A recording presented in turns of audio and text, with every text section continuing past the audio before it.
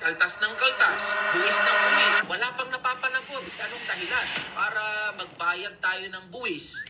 O siya, another kabobohan moments na naman tungkol sa pagbabayad ng buwis, finance, economics, at batas. Yours truly, by Kamanggogoyo. This is Pinoy Extreme. Let's do this! This is Pinoy Extreme.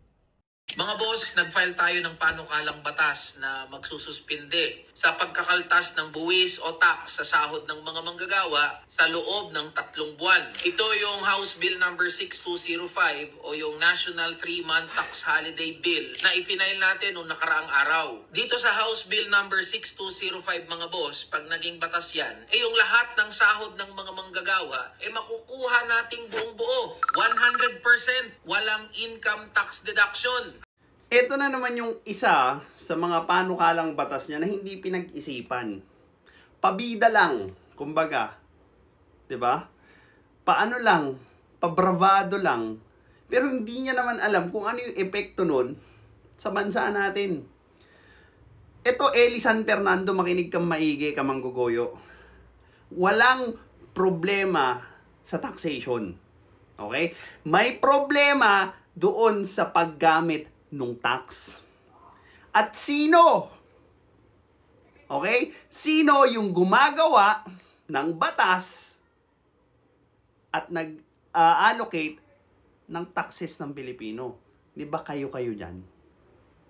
So magtataka, bakit wala na papanagot? Bakit wala pa nakukulong? Malamang dahil yung mga may kasalanan nandyan kasama mo. Pero anong magawa mo? Hindi mo kayang i-call out. Di ba? Ang ginagawa mo nga dapat, nag-check ka ng mga ghost project ng mga kasama mo.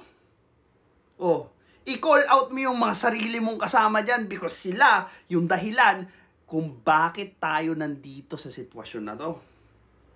Ngayon, dahil gusto mong magpabravado nang hindi mo sinasagasaan yung mga kasama mo kasi bago ka pa lang dyan, di ba? Wala ka pang arit, wala ka pang timbang. Maglalabas ka ngayon ng batas na pampapogi lang at hindi pinag-isipan. Diyan ka naman magaling eh. O ayan o, naghahanap ng pambayad yung gobyerno ng 4 billion sa LRT. Tapos yung suggestion mo, mag-tax holiday ng 3 buwan? Alam mo ba yung pinagsasasabi mo? At sa bagay, mukha. Pero, yung intention mo behind that law is para lang magpapogi. Kasi nga, malalaman ng tao na pag hindi mo ginawa yan, wala kang silbi dyan. Wala kang bilang dyan. Andyan yung mga kasama mo. 'Di ba? Yung mga may ghost project sa flood control.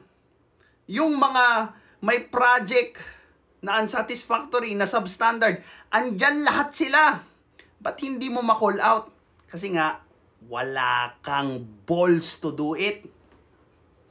Puro ka lang papogi sa mga Pilipino na mangmang tungkol doon sa mga bagay na gusto mong itapik tulad ng economics.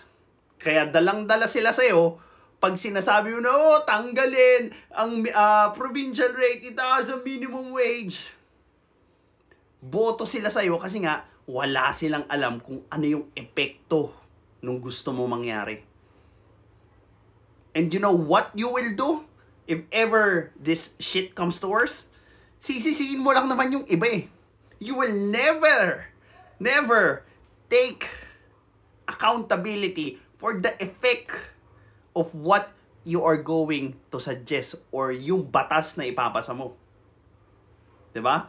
Pag nahirapan yung mga businesses at nagsara yung mga businesses, well, time to blame everyone except me because my intentions are pure.